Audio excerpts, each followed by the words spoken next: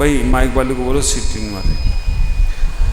रौद्र ध्यान जो हमारा जीवन का सबसे खतरनाक ध्यान है। हमारे जो परिणामों में रौद्रता, क्रूरता आती है। आचार्य उमा स्वामी तत्वसूत्र ग्रंथ के अंदर रौद्र ध्यान के संबंध में एक सूत्र कहते हैं, हिंसा नृत्य स्त्रिय विषय संरक्षभ्यो रोदमविरत देश वृत्तियो। आचार्य उमा स्वामी यहाँ कह रहे हैं कि हिंसानंद, हिंसा में आनंद मनाना। नृत्य, आप विचार करके रखना, नृत्य माने झूठ बोलने में आनंद मनाना। स्त्रीय, चोरी करने में आनंद मनाना। विषय संरक्षभ्यो, विषय का मतलब परिग्रह का संरक्षण में आनंद मनाना। रोदमविरतम देश वृत्तियों, ये सब रौद्र ध्यान के कारण है। आप विचार करना, आचार्य उमा स्वामी और सभी आचार्यों ने रौद्र ध्यान के संबंध में कहने का प्रयास किया है कि रौद्र ध्यान जो हमारे जीवन में हमें कभी भी आगे नहीं बढ़ने देता है। जितना भी हमारे पास संसार की प्रक्रिया हैं, 24 घंटे हमारा रौद्र ध्यान चल रहा है। रौद्र ध्यान के संबंध के 4 भेद यहाँ बताए हैं आचार्य। 4 भेदों के माध्यम से रौद्र ध्यान हमें समझा रहे हैं। पहले नंबर पे कहा हिंसानंद। पहले कौन सा कहा, बोलो सभी लोग, हिंसानंद। दूसरे नंबर पे कहा मिर्सानंद। दूसरे नंबर पे कौन सा कहा, मिर्सानंद। तीसरे नंबर पे कहा चौर्यानंद। तीसरे नंबर पे कौन सा कहा, चौर्यानंद। चौथे नंबर पे कहा परिग्रहानंद। चौथे नंबर पे कौन सा कहा, परिग्रहानंद। ये किसी का नाम नहीं है, ये हमारी प्रवृत्ति को बताने का प्रयास कर रहे हैं कि हिंसानंद, मिर्सानंद, चौर्यानंद, परिग्रहानंद, ये 4 ध्यान रौद्र ध्यान हैं और दिन भर हमारे माध्यम से होते हैं। हमें रौद्र ध्यान को धर्म ध्यान में परिवर्तित करना है। हिंसानंद, हिंसा में आनंद मनाना। हमसे कभी कोई जीव की हिंसा हो गई, हमसे कभी कोई हिंसा रूपी पाप हो गया, हमने कभी किसी जीव को घात पहुंचा दिया और उस जीव को पहुंचाने के बाद अगर हम खुशी मनाते हैं तो हिंसानंदी रौद्र ध्यान हो रहा है। उस हिंसानंदी रौद्र ध्यान को धर्म ध्यान में बदलना है तो क्या करना पड़ेगा। अगर हमारे द्वारा कभी हिंसा हो गई है तो हमें उसे रौद्र ध्यान को धर्म ध्यान में बदलना है तो बहुत ज़्यादा कुछ नहीं करना है, केवल हिंसा होने के बाद पश्चाताप से भर जाना है, खुशी से नहीं होना है। अगर हम कोई गलत काम करके उसमें खुशी और आनंद मनाते हैं, उसमें मनोरंजन करते हैं, तो समझ के रखना वो रौद्र ध्यान है। और उसमें अगर हम पश्चाताप कर लेते हैं तो समझ लेना वो ही धर्म ध्यान है। संसार में जो भी जीव है बिना हिंसा के जी नहीं सकता। आप विचार करके रखना, हम श्वास ले रहे हैं, इसमें भी जीवों का हनन हो रहा है।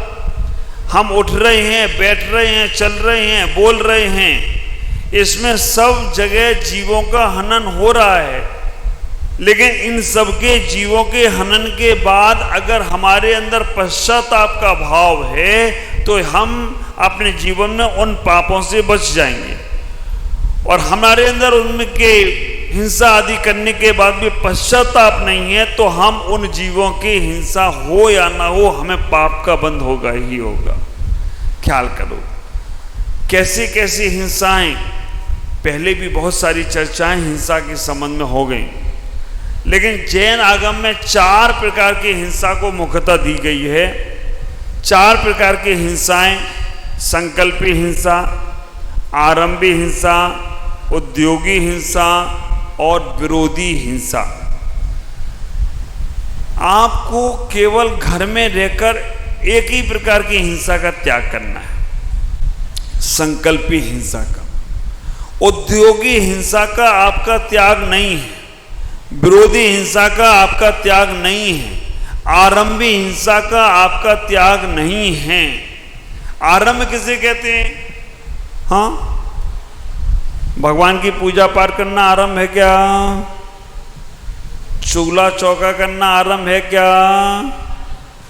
कपड़ा धोना आरंभ है क्या? महाराज को आहार देना आरंभ है क्या? बिना आरंभ के आहार बनेगा क्या? आरंभ है। बिना आरंभ के पूजा नहीं होगी।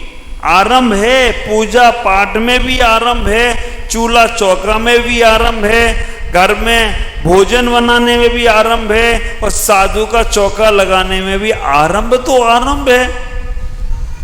आप विचार करना, बहुत से लोगों ने इस आरंभ को ऐसे लगा लिया कि मंदिर में भगवान की पूजा करेंगे तो हमें आरंभ होगा तो पूजा करना छोड़ दी, मंदिर में दीपक जलाएंगे तो हमारी हिंसा होगी, दीपक जलाना छोड़ दिया।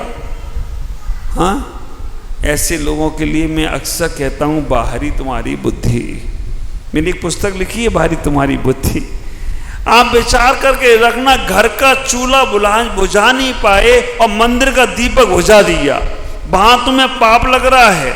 घर का चूल्हा तुम्हारा पाप नहीं कर रहा है, घर में तो आहार भोजन बना रहे हो, लेकिन वहां तुम्हारे को पाप लग रहा है। वही भोजन साधु के निमित्त से तुम बनाने लग गए तो वही भोजन पुण्य में कारण बन जाए तो कोई आश्चर्य की बात तो नहीं होगी। विचार करना, क्रिया वही है, क्रिया तो वही है, लेकिन कितनी जल्दी भाव बदलते ही क्रिया का भाव बदल जाता है।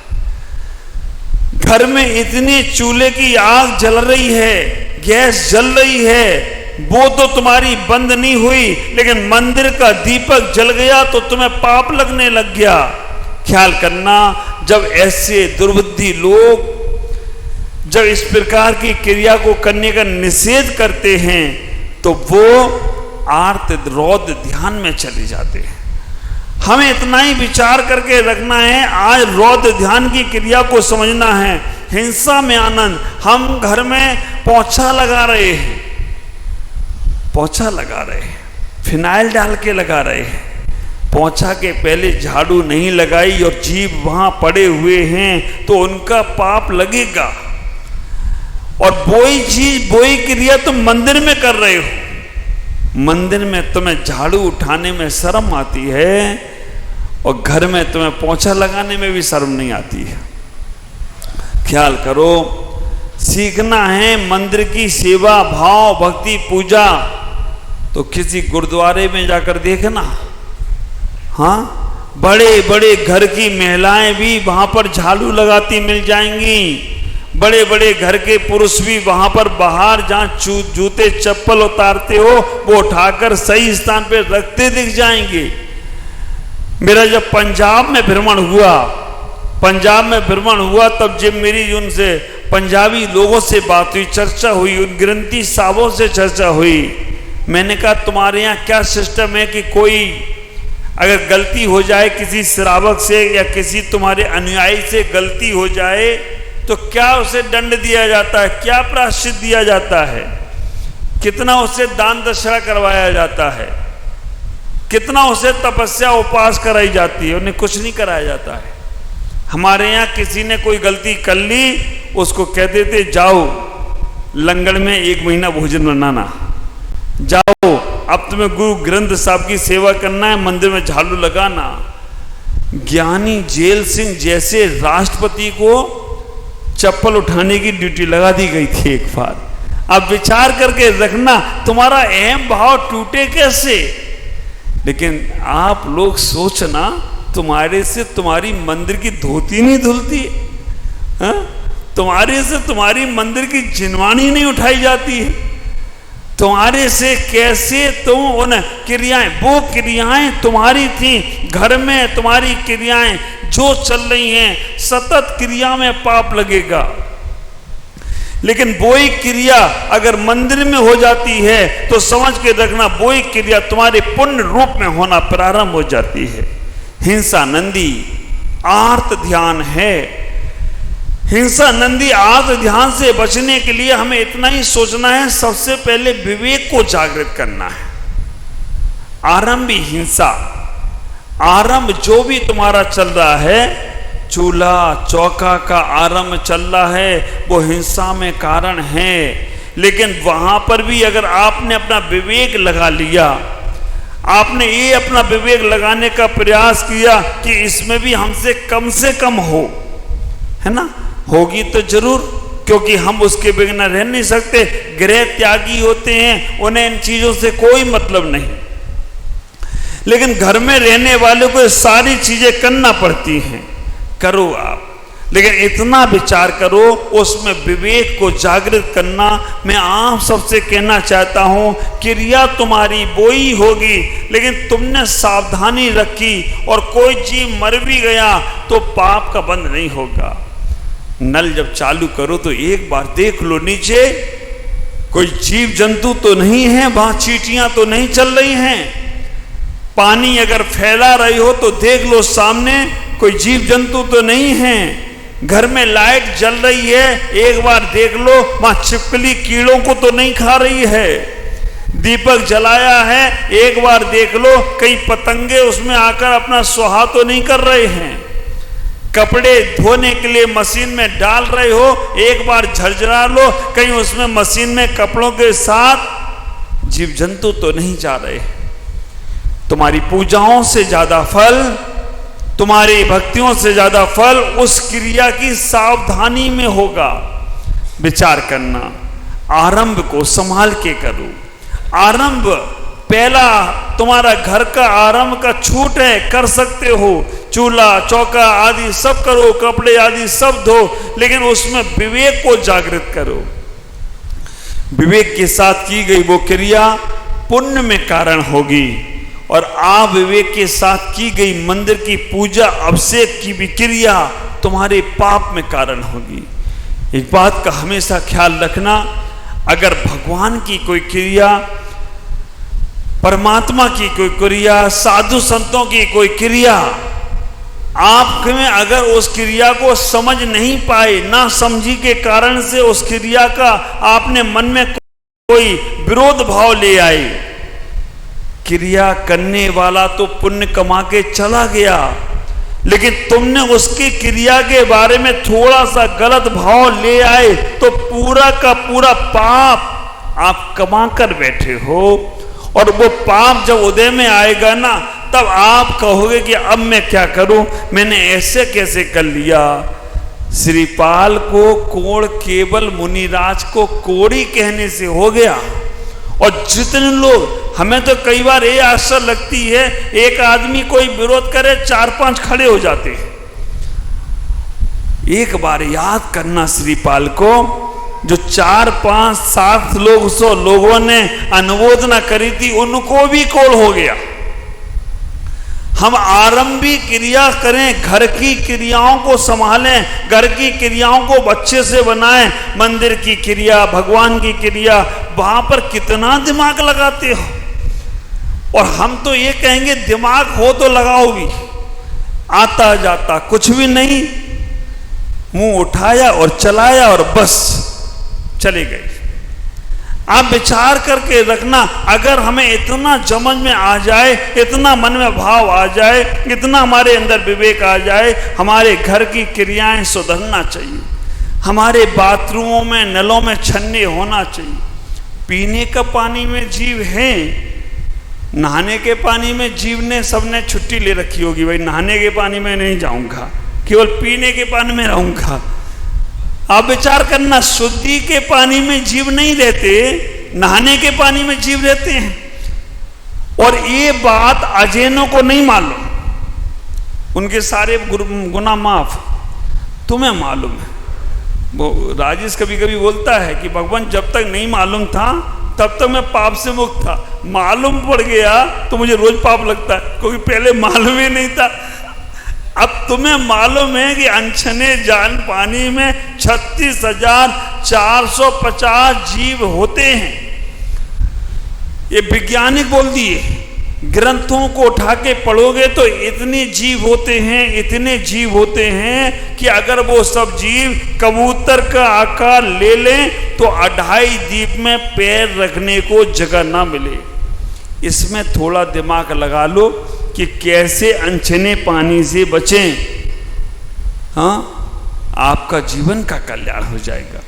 आप विचार करके रखना, कम से कम का तुम्हारा साधु एक कमंडल पानी में दिन भर निकाल देते हैं। आवश्यकता पड़ी तो दूसरी बार भरता होगा तो, और चलो तुम्हें कमंडल छोटा लगता है, बड़ा वाला ले लो। आदि सागर का बड़ा वाला कमंडल था, 7 दिन के लिए पानी भर के लेके जाते थे। अच्छा, और वो पानी बरसात के पानी यूज कर, इतना बड़ा कमंडल। जब मैं गया वहां पर आदि सागर जी का कमंडल उठाया, मैंने कमंडल उठाया, घुटने से नीचे तक कमंडल चला गया। आप विचार करना, इतना ही सोचना, आरंभ से बचने का प्रयास करो। आरंभ से ना बच पाओ तो आरंभ को सही से करने का प्रयास करो। जब बिस्तर पर सोने के लिए जाओ तो एक बार बिस्तर उठाकर देखना उसके अंदर कितने छोटे छोटे जीव हैं। आपके साधु जब विश्राम करते हैं चटाई पूरी झाड़ते हैं, जब सुबह उठते हैं चटाई फिर झाड़ते हैं। आप कब करोगे? आप पे चद्दर भी नहीं उड़ता। हाँ, जिस चद्दर पे पलाचा गद्दा मोटा है, चद्दर तो हल्का सा है, चद्दर तो उठा के कम से कम झाड़ के बिछा लो। आरंभ हिंसा से बचो, क्योंकि आर्त ध्यान है। और अगर तुम ये आचार मेरे कितने सरल हैं, उनने कह दिया तुम देख के काम करो बेटा। आप विचार करके रखना, उन्होंने कहा देख के काम करो, फिर कोई जीव मर जाएगा तो कहेंगे तेरी गलती। देखो, जो ट्रैफिक के नियम है ना, ट्रैफिक के नियम से आप चलो, एक्सीडेंट हो जाए तो तुम नहीं पकड़े जाओगे। और ट्रैफिक के नियम का उल्लंघन किया और कहीं किसी को धक्का भी लग गया तो तुम पे ही सारा जुर्माना आएगा। हम भी फंस गए इसमें। हमें किसी ने शिक्षा दे दी, महाराज रॉन्ग साइड चला करो, सामने वाली गाड़ी दिखेगी, एक्सीडेंट नहीं होगा। हमने चलो भैया चल लेते इसकी बात करके, रॉन्ग साइड चले जा रहे हैं। अब इधर से जब जा रहे तो सारी सामने वाली गाड़ियां चेंज हो रही हैं, इधर से उधर जाएं। एक गाड़ी वाले ने रोकी ली, उसने कहा महाराज आप लोगों भी अगर रॉन्ग चलोगे तो राइट कौन चलेगा? आपको तो नियम का पालन करना चाहिए। आपकी वजह से कितनी गाड़ियां आगे पीछे हो रही हैं, और कहीं वो ओवरटेक करने वाला मार गया ना तो कोई जुर्माना तक नहीं देगा, कोई रिपोर्ट तक नहीं लिखेगा। उसने निवेदन किया कि महाराज इधर से नहीं चले। आप विचार करके रखना, हम अगर अपने नियमों का पालन करें, हमसे कोई गलती हो जाए उसका पाप नहीं लगेगा। और हमने अगर अपने नियमों का पालन नहीं किया, विचार करो, हमारे शरीर पे बटन लगे, शर्ट पे बटन है, ऊपर वाला बटन नीचे वाले काज में लगाओ तो सबसे नीचे का बटन कहाँ लगेगा? पैंट की हुक में लगेगा। फिर आदमी सीधे की जगह टेढ़ा हो जाएगा। अगर आप सीधे पैर का जूता उल्टे पैर में पहन लो तो चल नहीं सकते आप।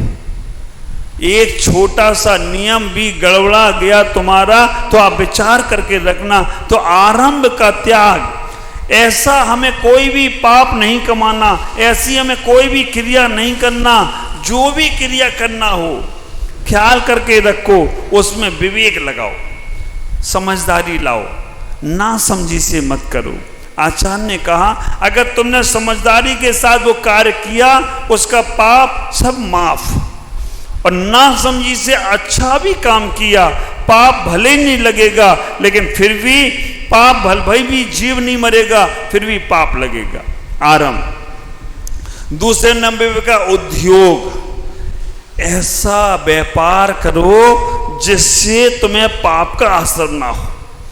विचार करना, कमाई तुम्हारी जितनी होना है उतनी ही होगी, लेकिन पाप का व्यापार करने से थोड़ा सा पैसा ज्यादा मिलेगा, क्योंकि वो काम ही पाप का है। लेकिन उसका फल जब मिलेगा तो बहुत ज़्यादा दिक्कत होगी। समय अपनी रफ्तार से आगे भाग रहा है, 8 बजने वाले हैं, बात अभी शुरू ही हुई है। लेकिन मैं आपसे कहना चाहता हूँ, हमारा धर्म, हमारी आचरण ने आर्त ध्यान के अंदर हिंसा नंदी आर्त ध्यान कहा है। तो हिंसा नंदी आर्त ध्यान, जो भी तुमसे हिंसा हो जाए, आचार्य कह रहे हैं कि जानबूझ के नहीं करना। अगर धोखे से कोई जीव मर जाता है तो उसमें आनंद नहीं मनाना, पश्चाताप से भर जाना। ख्याल करो, कई बार घर में हमें चींटी निकलती हैं तो हमें हल्दी की बॉर्डर लाइन डालना पड़ती है, तेल की लाइन बनाना पड़ती है। हम उनकी सुरक्षा के लिए बना रहे हैं और फिर भी वो मर जाती है तो पाप का बंध नहीं होगा। लेकिन अगर हम उन्हें मारने के लिए डाल रहे हैं और कोई मरेगी भी नहीं तो भी पाप का बंध होगा। घरों में दवाइयाँ डालते हैं, कैसी कैसी प्रवृत्तियाँ होती हैं, उनसे बचने का प्रयास करो। हिंसा नंदी, तुम्हारे मन में भी कभी किसी के प्रति किसी को मारने का भाव ना आए, किसी के प्रति गलत विचार ना आए, इतनी भाव रखेंगे तो हिंसा नंदी आर्त ध्यान से बचेंगे। हिंसा होने के बाद पश्चाताप करना, 9 बार नमोकार पढ़ना, तब हिंसा नंदी ध्यान से बच सकोगे। आज इतना ही। ओम नमः जय गुरुदेव।